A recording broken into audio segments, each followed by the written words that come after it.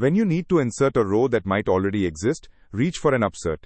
Postgres gives you two tools: insert with ON conflict and the SQL standard merge statement. A naive read-then-write loop is not atomic. Between your select and your insert, another transaction can insert the same row, causing a duplicate key error or a silent overwrite.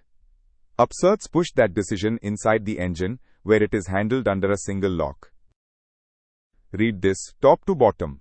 Lines 1 and 2 are the candidate row. Line 3 is the conflict target, the unique column or constraint name. Lines 4 through 6 tell Postgres what to do on a conflict update using EXCLUDED to reference the values that were blocked.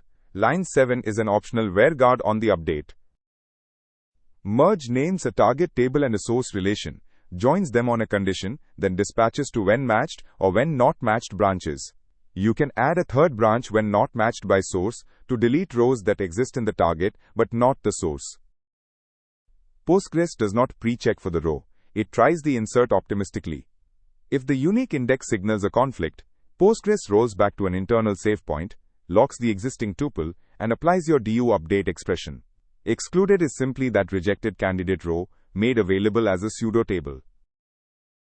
At the storage level, an Upsert update is identical to a regular update. The old tuple is stamped with an Xmax and left dead, and a new version is written beside it. Vacuum will later reclaim that dead tuple. This is why Upsert-heavy tables benefit from aggressive autovacuum settings. We see two rows, then Upsert page 1, and the brand new page 3.